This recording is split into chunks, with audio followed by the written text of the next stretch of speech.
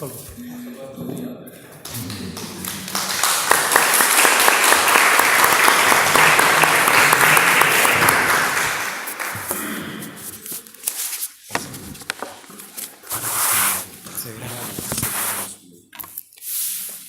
Buenas tardes.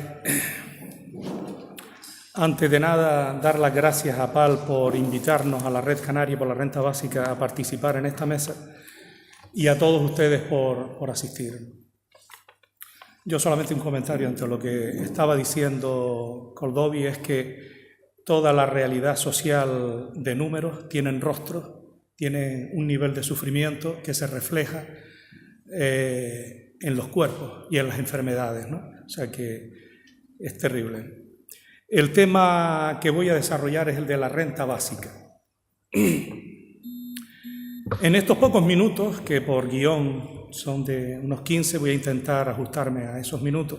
Es muy difícil transmitir lo que suelo hacer con PowerPoint en 1 hora y cuarto, hora y media, pero no obstante voy a intentar resumir las ideas principales que permitan centrar lo esencial y luego ya en el coloquio, si las circunstancias son propicias, las iré desarrollando. En primer lugar, vamos a definir lo que es la renta básica, que por cierto se define en 30 segundos. Si cogen un reloj verán que tardaré 30 segundos y dependiendo de la rapidez hasta en 15 lo puedo decir. Pero hemos constatado que por ser una idea que va contracorriente, normalmente se necesitan, si se quiere entender, se necesitan meses o años, y no es ningún caprichito que estoy diciendo, ¿no? Se necesitan meses o años en ser entendida. Las razones, algunas las voy a ir desarrollando. Voy a dar la definición. La renta básica es una cantidad de dinero que toda persona recibiría del Estado por el simple hecho de existir. Es un derecho a la existencia. Es un derecho de ciudadanía, sin ningún tipo de contraprestación. No hay que decirle a las personas, pasa por este examen, pasa por la mesa de tortura y en función de las condiciones ya veremos si te las doy. No se pone ninguna contraprestación. Da igual que seas rico como que seas pobre. Da igual que estés trabajando como que no estés trabajando. Es decir, se da de forma incondicional. Dicha cantidad sería de un nivel lo suficientemente alto que te permita vivir con dignidad. Bien, dentro de esta definición aparecen algunas ideas que chocan frontalmente con ideas opuestas muy arraigadas en la mayoría de la población. Por ejemplo, dentro de la definición he dicho que se da dinero aunque no trabajes. A más de uno le pone los pelos de punta. ¿Por qué? Porque choca con una idea muy extendida, la ley del mérito. Hay que merecérselo. Hay que ganárselo. Antes Coldovi daba a entender algo, ¿no? Sí, uno ha nacido para ganarse la vida. Esa idea está arraigada de una forma brutal. Ha cristalizado en nuestro ADN. Dentro de la definición hay otra idea que dice dinero para todos, también para los ricos. Sí, pero vamos, tú estás loco. A la familia Botín dasle dinero, ¿pero esto qué? ¿Esto es un disparate? ¿Solo para los pobres? ¿Saben por qué? Porque hemos sido educados en la cultura católica, apostólica y romana que nos dice que la caridad cristiana es muy buena, muy buena, muy buena. Y a los pobres hay que darle la limosna, eso es lógico. Choca, ya digo, el dinero para los ricos también choca con la idea de que ha de ser solo para pobres. Otra idea que subyace dentro de la definición es dinero sin contraprestación. En nuestra sociedad, si tú recibes algo, tienes que dar algo a cambio. Choca con esa idea muy arraigada. Hay que reciprocar, etcétera, etcétera, etcétera. Es decir, dentro de esta definición aparece el término dinero, palabra casi tabú en nuestra cultura, que genera gran rechazo. El concepto dinero es un concepto de difícil comprensión, debido a que quienes lo crean, que son los bancos, ya se han preocupado de que así sea. Es decir, ya los bancos se han preocupado de que a ti no te incumba el tema del dinero. Es decir, tú pasas por la vida, respiras y si tienes suerte tendrás dinero, pero no te preocupes. El dinero es un tema que a ti no te va ni te viene. Ya se han preocupado los bancos de que así fuera. Un ejemplo, Suiza. En Suiza se hizo una pregunta cómo se crea el dinero, y curiosamente Suiza, donde la banca tiene una gran presencia, como todos sabrán, solo el 13% de la población sabía cómo se creaba el dinero. Me gustaría saber en España cuántas personas saben cómo se crea el dinero. Me gustaría. Lo curioso del dinero radica en que prácticamente no lo entendemos, porque es así, y sin embargo condiciona nuestra existencia. Para poder comer y tener una vivienda es preciso tener dinero, a no ser que alguien me demuestre lo contrario, ¿eh? Y estas dos necesidades esenciales, comer y descansar en una vivienda, condicionan todas las demás necesidades, a no ser que alguien me demuestre lo contrario. Es decir, si tú no tienes dinero, no comes, no descansas, y todo eso, cultura que hay del desarrollo personal, se te va al piso. Quien no tiene dinero no puede aspirar a nada más. Hoy en día, si queremos tener dinero, hemos de pasar por un muro y tenemos que atravesar el trabajo remunerado. Pero el dinero no lo crea el trabajo. El dinero lo crean los bancos mediante el crédito. Si no hay crédito, no hay dinero en la sociedad. Y esto lo deciden los bancos, que son entidades privadas, no elegidas democráticamente. Vayamos atando cabos. Estoy intentando resumir porque si hubiera más tiempo lo desarrollaría. Vayan atando cabos, ¿eh? Esta potestad de los bancos de crear dinero favorece la concentración de la riqueza en pocas manos. Riqueza que creamos entre todos, pero se concentra en pocas manos. Esta concentración de la riqueza nos lleva a que se forma en nuestra sociedad una estructura piramidal. Todos vivimos dentro de esta estructura piramidal. Quienes más dinero tienen están arriba y quienes menos dinero tienen están debajo. Los de arriba deciden y los de abajo se ven obligados a obedecer. La manifestación de esto que estoy diciendo, creo que Cordovi lo ha plasmado maravillosamente. Vuelvo a repetir, los de arriba deciden y los de abajo se ven obligados a obedecer. Las crisis, quédense con esto, las crisis como la que tenemos se están produciendo desde el siglo XVII, me parece. Las crisis y la pobreza las crean los de arriba. Ellos nunca tienen crisis, nunca tienen pobreza. Las crean los de arriba y las sufrimos los que estamos debajo. De una manera somera, decir que el 85-90% constituimos la base de esa pirámide en la que estamos todos nosotros, y en el 15-20% restante están pues, los altos cargos de la administración pública. Voy a enumerarlos de abajo para arriba, muy rapidito.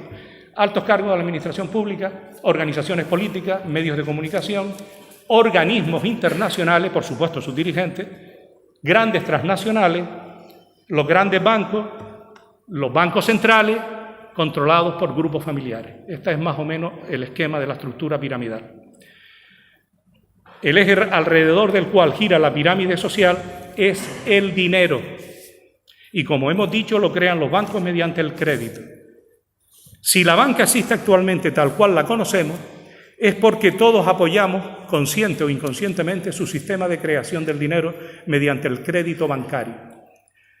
Lo voy a explicar muy someramente y aunque parezca un tema menor lo que voy a explicar ahora, el tema del crédito bancario, aunque parezca un tema menor, vamos a dejarlo ahí, y sin importancia, el crédito bancario es el generador de casi todos los problemas sociales del planeta.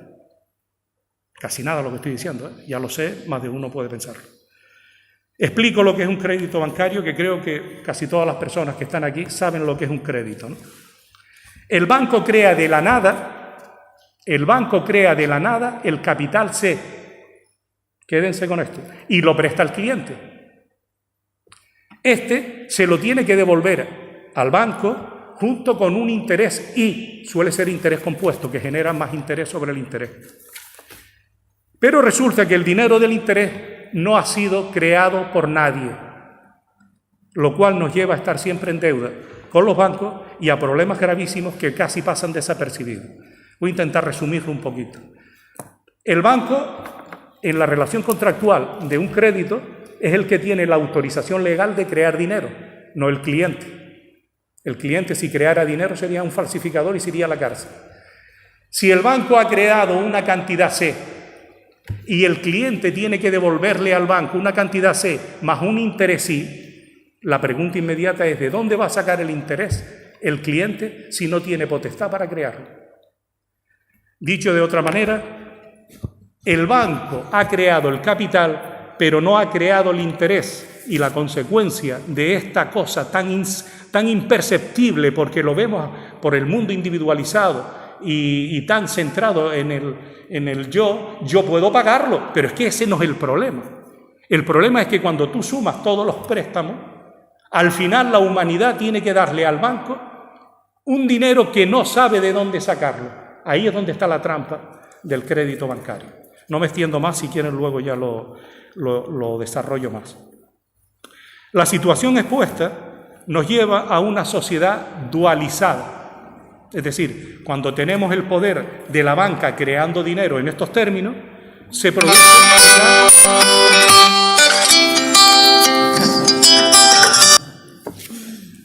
produce una dualización de la sociedad. A un lado, los que tienen trabajo, tienen empleo y por tanto dinero. Y al otro lado, los que no tienen trabajo y por tanto no tienen dinero. ¿Verdad? Nuestra sociedad casi está dualizada. Los datos que daba antes Koldovi son bastante significativos y clarificadores. Es decir, el número de personas que tienen empleo y por lo tanto tienen dinero, casi viene a ser el equivalente a los que no tienen empleo y los que no tienen dinero. A los que no tienen trabajo ni dinero y por tanto en la pobreza se les trata como si fueran culpables de su situación y se les humilla con rentas mínimas condicionadas, obligándolos a buscar un empleo si quieren tener la renta mínima. Una de las condiciones, entre las muchas que ha citado Koldovi, las que se puedan ustedes conocer, la principal bajo mi punto de vista, que el Estado impone a los necesitados de ayuda económica cuando piden una renta mínima condicionada es: recibirás una cantidad de dinero si demuestras que buscas un empleo. Pero todos conocemos el alto nivel de paro existente. Es decir, se les echa a las calles a la gente a buscar un empleo que no existe. Esto es de una indignidad increíble y la sociedad ni se inmuta o da la impresión. En 40 años de democracia, de 1977 a 2017, han pasado 40 años. En estos 40 años, 27 años, el paro no ha bajado del 15%. Y ustedes me dicen que o te buscas un empleo o no te doy una renta mínima. Indignante. ¿Qué originan las rentas mínimas condicionadas? A lo mejor voy a repetir algunas de las cosas que ha dicho Koldovi, pero creo que bien vale la pena. Pues producen altos costes burocráticos, producen estigmatización y humillación, producen que caigas en la pobreza antes de recibirla. Es decir, una persona que vaya a pedir una renta mínima condicionada tiene que estar en la pobreza. Si tienes alguna propiedad, tienes que venderla. Cuando estés en la pobreza absoluta, que estás sufriendo, ahora pasa por la mesa de control y demuéstrame además que eres pobre. Doble sufrimiento. Soy pobre, sufro, tengo que demostrarlo ante un funcionario para ver si me da una ayudita. Como además te ponen la condición de que tienes que buscar un empleo, se produce el culto al empleo. O sea, la obsesión por el empleo es casi patológica y enfermiza. Se produce clientelismo con las rentas mínimas. Se produce la trampa del paro y la pobreza, etc. Ante esta situación, nosotros proponemos un objetivo esencial, lógicamente y siendo coherente, que debe ser que la creación del dinero tiene que estar bajo entidades públicas, bajo control ciudadano.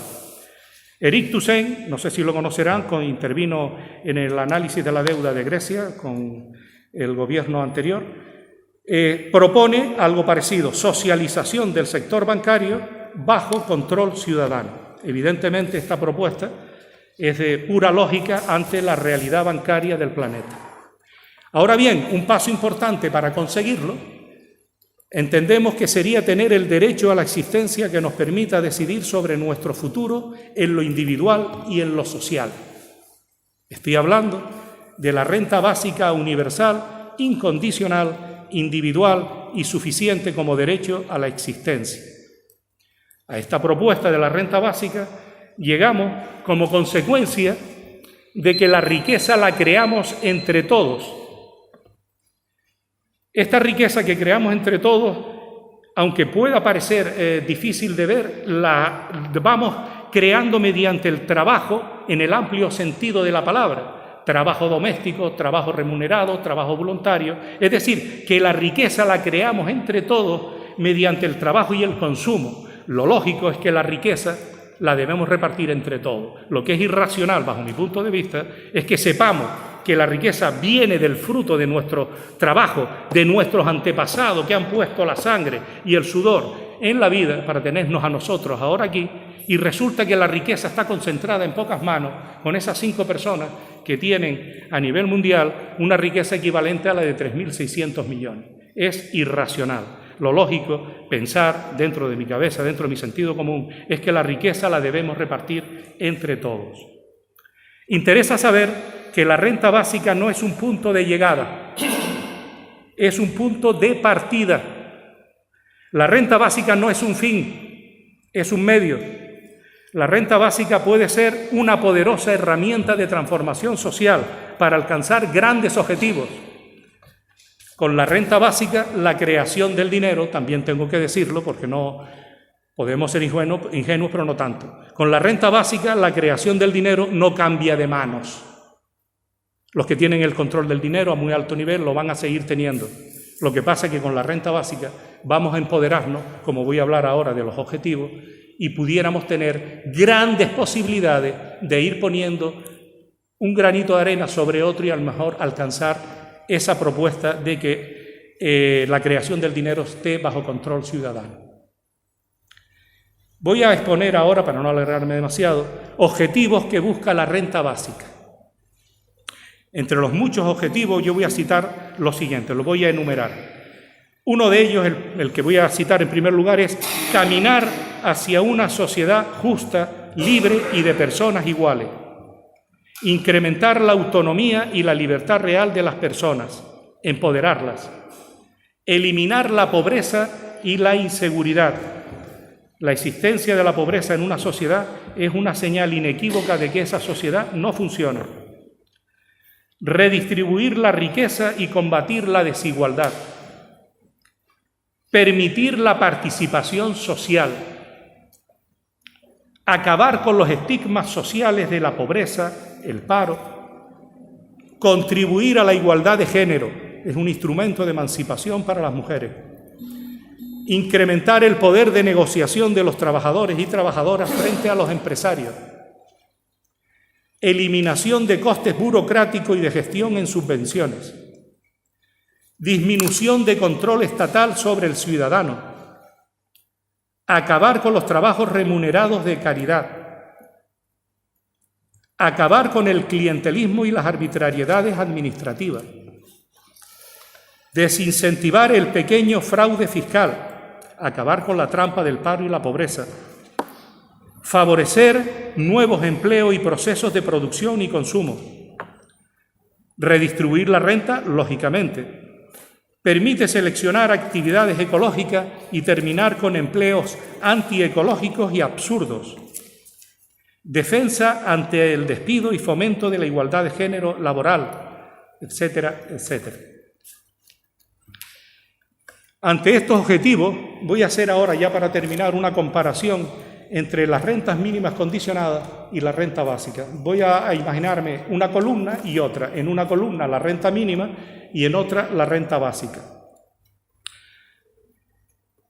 Dado que entendemos que ante la realidad social y mientras esperamos esa sociedad más justa del pleno empleo, entendemos que deberíamos intentar hacer un esfuerzo por entender las diferencias que existen entre las rentas mínimas condicionadas y la renta básica.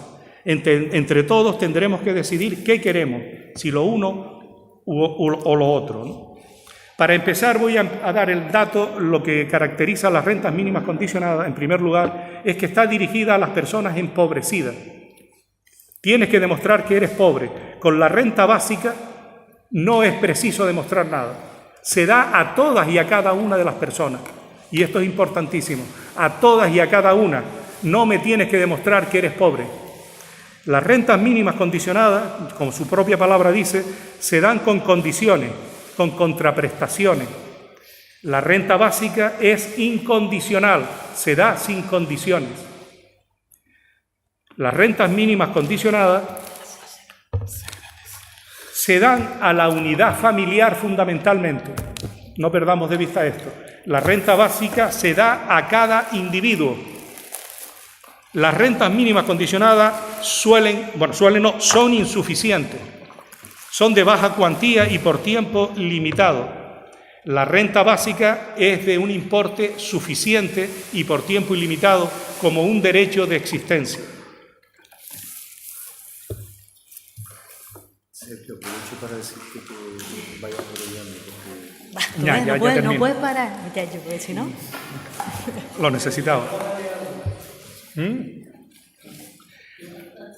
Ya termino. Simplemente añadir que las características, los 4 apellidos principales de la renta básica, universal, incondicional, individual y suficiente, requieren, además de una decisión de los ciudadanos, requiere además que decidamos sobre, por ejemplo, el importe. Queremos que sean 650 euros, 700, la renta per cápita dividida por 2.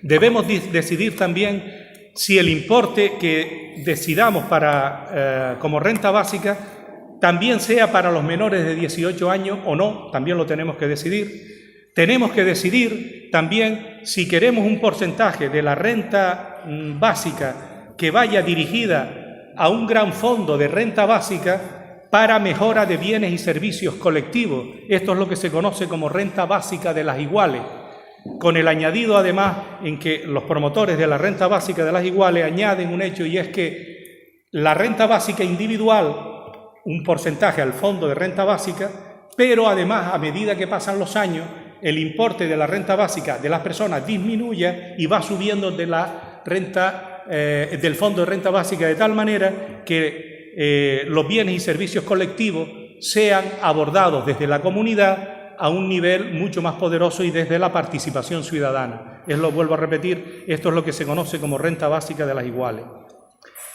Hay que decidir sobre la forma de financiación. Lo queremos mediante reforma fiscal, tasa a las transacciones financieras, un control de la evasión fiscal, reduciendo o eliminando el gasto militar, así, a través del IVA, a través del IGIC. Es decir, todo esto lo tenemos que decidir, si de una manera o como combinación de varias de estas propuestas. Fase de implementación. ¿Queremos que la renta básica sea en 1 año, en 2 años, en 10 años, en 20 años?